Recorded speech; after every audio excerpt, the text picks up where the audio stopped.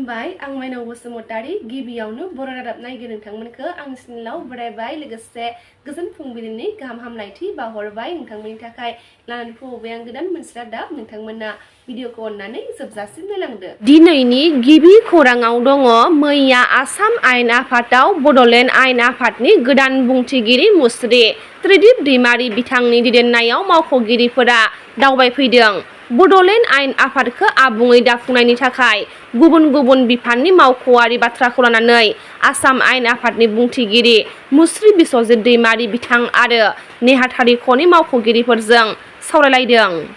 मैया बिस्वनाथ जिल्ला बिपिपि राजखान्थि हान्जाखौ दाफुंबाय। मैया बिस्वनाथ जिल्लानि सिङाव थानाय जाफुबारि रागामासा हारिमु नबलाङाव खौसेथि बर' सुबुं गौथुम जिल्ला आफादनि दैदेननायाव दाबावैसो गोदानै दाजानाय बिपिपि राजखान्थि हान्जाखौ बिस्वनाथ जिल्लायावबो आबुङै दाफुंनाय जाबाय होनना खौरां मोननाय जादों।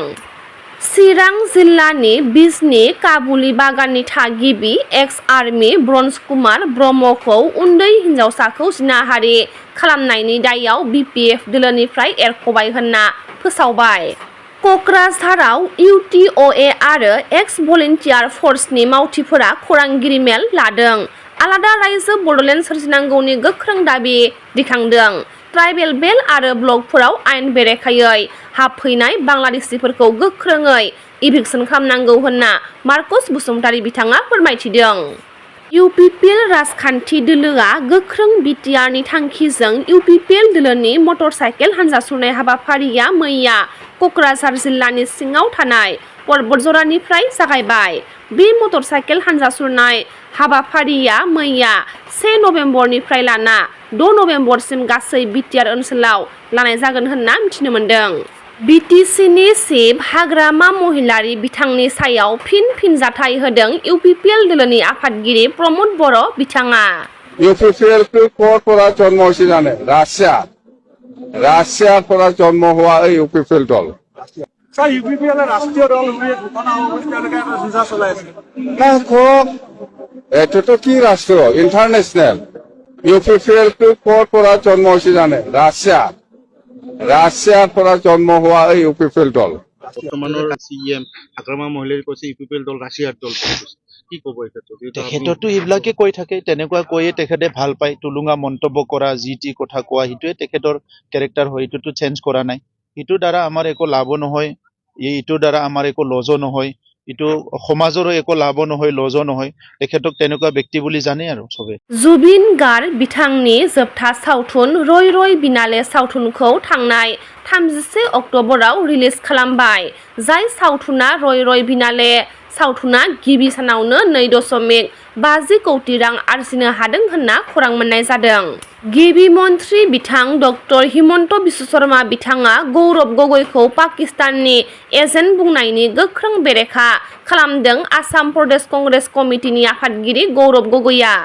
गिबि मन्थ्रि बिथां डक्टर हिमन्त बिश्व शर्मा बिथाङा फोरमायथिबावदों दि एप्रिल दानाव बिधानसभा बिसायख'थिनि उनावनो जुबिन गार्ग बिथांनि नंखाय अनसायगिरिफोरा गोमालांगोन होननानै मख'नो गोनांदि जेब्लासिम आं आसामनि गिबि मन्थ्रि महरै थागोन अब्लासिम इभिक्सना सोलिबाय थागोन होनना हिमन्त बिश्व शर्मा बिथाङा गोख्रों रावजों फोरमायथिदों। राज्यत उच्छेद अभियान चलिब। मैं जेतियाলৈকে मुख्यमंत्री थाको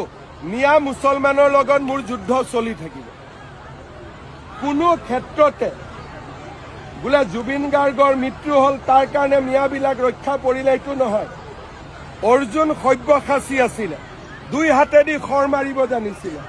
আমি জুবিনকো ন্যায় দিম, মিয়া মুছলমান যিসকল অনুপ্ৰৱেশকাৰী তেওঁলোককো কষ্ট দিয়ে থাকিম। फिन आरोबाव गुबुन रायजोआव खामानि मावनो थांनानै तामुलपुर जिल्लानि गरेस्वर ओनसोलनि गुरमु गामिनि बानेश्वर बर'नि फिसाज्ला दिनेश बर'आ मुम्बाइनि पानबिल पालास तिरुल स्टेशननिफ्राय गोमादों होनना दुखुथिया नखरा फोरमायथिदों। सोरबाफोर सनबायोब्ला जानबुं अनजिमा 7002910282 जानबुं अनजिमायाव कल खालामनानै खोन्थाहरनो नखरनि सुबुंफोरा खावलायहरदों। गसाइगाव सिभिल हस्पिटेलाव डक्टर आरो नार्सिं स्टाफनि गोरोन्थिनि थाखाय जोनोम होनो गोनां मामुनि मुसाहारि मुंनि सासे आइजोआ दुखुनांथावै जिउ गोमानो गोनां जादों होनना खौरां मोननाय जादों। ओमफ्राय दाना नार्स सासे दंमोन बिदिनो 10:30 नेदों आं होमबाबो डाक्टारबो गैया नार्सबो गैया मुलिबो दौफैया ओमफ्राय उनावहाय फैद'थारैनि नार्स बर' दंमोन सासे मारैबा नाम होनदोंमोन बेखौ रायमुथि नामा रायमुथि नार्जारि सिनियर आरोखि बियो एसे गोबावखासै बेनाव सोंदोंमोन आङो बायद' माने मुलि सार लिरना गालांदों होनलाय मुलिखौ मानोथो होआखै होननानै आंखौ माने फंसे होननायावनो ओरैबायदि रायबाय आरोखि बियो हुमखि होनाय बायदि दाद्रि होबाय आरोखि आंखौ बे रायमुथि नार्जारिया नार्सआ माने नों डाक्टार नामा नों मा नामा जाबाय आरोखि आंखौ आं जास्ट खालि सोंदोंल'सोमोन खेबसेल' सोंदों आरोखि आङो माने बायद' सारा मुलि लिरना गालांदों होनलाय होननानै ओमफ्राय बिदि होननायावनो ओरैबायदि रायबाय आरोखि बे आंखौ ओमफ्राय माने आङो रायसे रायनानै गाव माने गावनि रुमाव हाबनाय सिरि थाबाय आरोखि ओमफ्राय सिरि थाहैनानै उनावथ' ओंखारखायाखिसै ओमफ्राय बिदिनो अखा खमफ्लेट थानाया बिदिनो जाहैबाय आंबो फैफिनबाय गैयाबो खोमा सानदों आं मुलि गैया होननायखाय माने बे नार्सआ होनबाय नालाय माने नोंसोर डाक्टार नामा मा नामा होननानै दङबा जों होखागोन जाबाय आरोखि बिदि जाबाय नालाय आं सानदों आरोखि खि लिरमारलाङाखिसैबो नामा सानदों आं खिन्थु डाक्टारा आंखौ बुंलांखादोंमोन आं मुलि लिरना गालांबाय दायो होगोन बे नार्सफ्रा होगोन होननानैहाय ओमफ्राय उनावहाय नार्सफ्रासो होफैयाखिसै ओमफ्राय उनावहाय डाक्टाराबोथ' हराव फैफिननो होनदोंमोन डाक्टाराबो फैयाखिसै ओमफ्राय उनावहाय फुं जाबाय बिदिनो फुङावहायथ' जोंना आंनि बिसिया माने मोजाङै दं आरोखि गावनो हारसिं थाबायो साहा सुहा बिस्कुट टिस्कुट गावनो जाजोबलायदों हारसिङै बाहेरायाव थांदों हासुहैदों मादों ओमफ्राय उनावहाय माने बै माबा जिनिस फैयोना बिसिनावबो डिलिभारि जानोसैबा बेबायदि फैनायखाय माने जासिगोन खोमा साननानैहाय माने बे डिलिभारि रुमावहाय लांदो आरोखि लेबार रुमावहाय ओमफ्राय लांनानैहाय बाव लांनानैहाय माने एनएस मोनसे होदों होनदों बिसोरो एनएस मोनसे होदोंनो सेलाइन एनएस ओमफ्राय होनानै बिराद गरम मोनबाय आङो फांखा होदो होनदों जाहैदों ओमफ्राय दाना फांखाखौ होना होदों नामा ओमफ्राय बिनि दसे उनावनो आं खबर मोनबाय माने मानसिया गैला आंबो माने न'आव थांग्रोदोंमोन आं हरावबो आं दंखायोमोन ओमफ्राय आङो न'आव दसे थांग्रोदोंमोन आरोखि न'आव दसे थांग्रोनानै फैबा बेबायदि जाहैबाय आरोखि फुङावबो ओमफ्राय डाक्टारखौ एक्सट्रा फन हरदों डाक्टारा गैया फनबो हमा फैयाबो गावनि डाक्टार लोगो नैबे डाक्टार हिनजाव दं सासे नामखौ आं मिथिला बेबो फन बुबाय थाबाय होनबाबो फैया बे नमिता दास औ डाक्टारा बे हिनजावा बेबो फन बुबाय थाबाय बे बुबाय थाबाबो फैया ओमफ्राय